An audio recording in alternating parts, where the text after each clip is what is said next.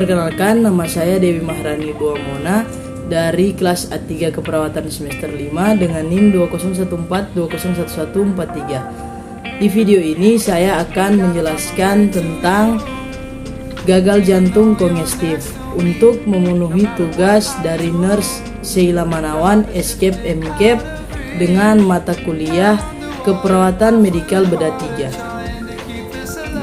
Gagal jantung kongestif adalah kondisi saat jantung tidak mampu memompa darah dalam jumlah yang cukup untuk memenuhi kebutuhan jaringan terhadap oksigen dan nutrisi.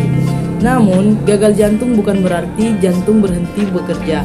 Sebaliknya, jantung bekerja secara kurang efisien dari biasanya karena berbagai kemungkinan penyebab.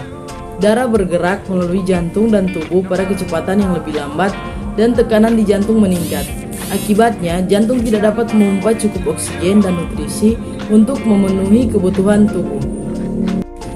Pengobatan gagal jantung. Gagal jantung merupakan kondisi yang terjadi dalam jangka panjang. Oleh sebab itu, pengobatan yang dilakukan bertujuan untuk meringankan gejala gagal jantung, meningkatkan kekuatan jantung, mencegah terjadinya komplikasi.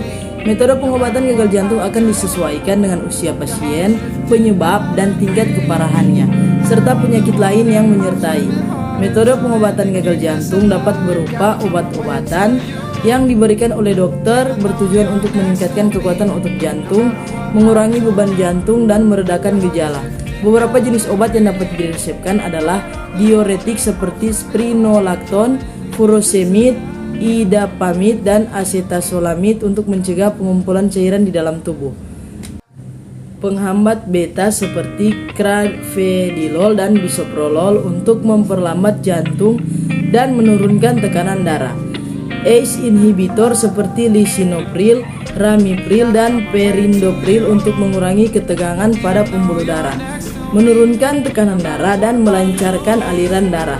Selanjutnya, angiotensin 2 reseptor blockers atau ARB seperti catendasartan, valsartan, dan telmisartan untuk mengurangi ketegangan pada pembuluh darah pada pasien yang tidak cocok dengan ACE inhibitor.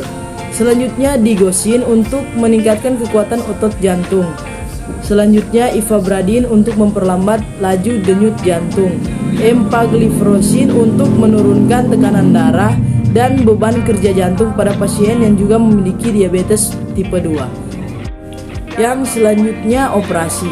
Selain obat-obatan, dokter juga dapat melakukan tindakan operasi untuk menangani penyebab kerusakan jantung. Prosedur operasi yang dapat dilakukan antara lain operasi katup jantung untuk memperbaiki atau mengganti katup jantung yang rusak.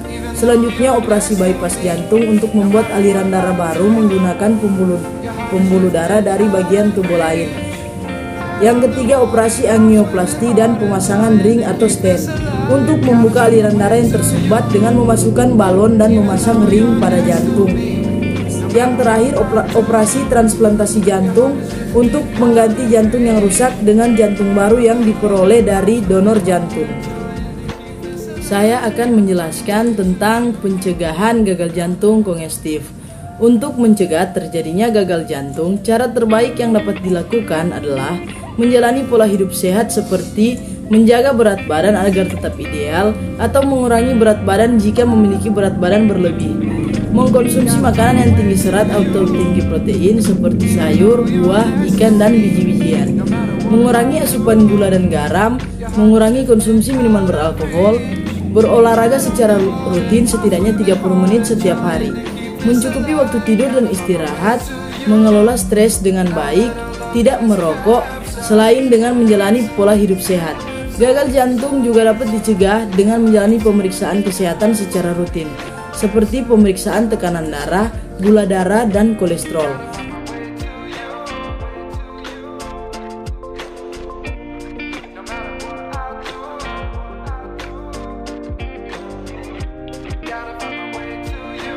Selamat datang di Universitas Pembangunan Indonesia Manado yang terletak dekat dengan kawasan bisnis Bahu Mall Manado. Tempatnya di Kelurahan Bahu, Lingkungan 3 Manado, sangat strategis di pusat kota Manado. Dibangun di atas lahan seluas 2,5 hektar, Universitas Pembangunan Indonesia Manado berdiri megah dengan ruangan 7 lantai, terdiri dari ruangan kelas, ruangan kantor, perpustakaan, laboratorium komputer, laboratorium keperawatan, pengadilan semu, dan laboratorium bahasa, kantin, serta rooftop di lantai atas.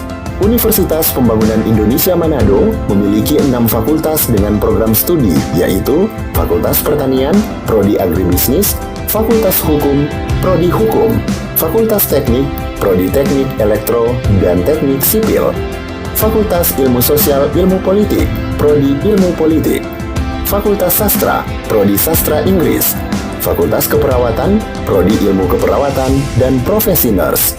Didukung oleh sumber daya manusia yang berkompeten dan tersertifikasi, Universitas Pembangunan Indonesia Manado memiliki dosen dan tenaga kependidikan dengan latar belakang S2 dan S3 lulusan dalam dan luar negeri. Proses belajar mengajar dilaksanakan dengan teknologi informasi merujuk perkembangan dunia modern saat ini, dilakukan dengan sistem e-learning dan sistem ujian online atau ULAIN. Hasil tracer student Universitas Pembangunan Indonesia Manado dan fakultas menyebutkan lulusan UNPI sudah tersebar di dalam dan luar negeri.